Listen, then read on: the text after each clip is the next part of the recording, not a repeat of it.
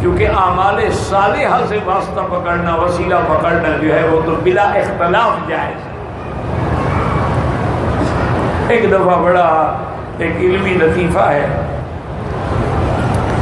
حضرت تھانوی رحمۃ اللہ علیہ کی خدمت میں ایک آدمی گیا، وہ توسل کا وسیلے کا سخت مخالف تھا اور حضرت اللہ کی شان قائل تھے، ورنہ حقیقت یہ ہے، یاد رکھو کہ قرآن اور حدیث کے کسی نص میں یہ ثابت نہیں ہے وسیلہ۔ بعض بزرگان علماء اولیاء قائل ہیں، وہ اس لیے قائل ہیں، وہ کہتے ہیں کہ انبیاء چونکہ حیات ہیں لہذا توسل جائز۔ بہرحال ایک علمی مسئلہ ہے، اس میں بڑا اختلاف ہے۔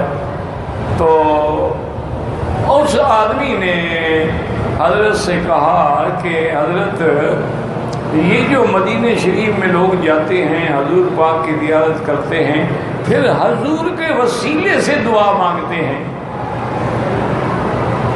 تو یہ کسی کی ذات کے ساتھ وسیلہ پکڑنا جو ہے یہ تو قرآن و حدیث کے خلاف ہے۔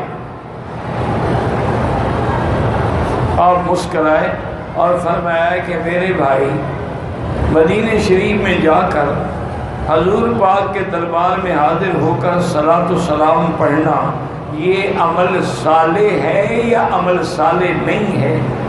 یہ نیک عمل ہے یا نہیں؟ اور نے کہا جی اس میں بھی شک ہے کہ یہ نیک عمل ہے۔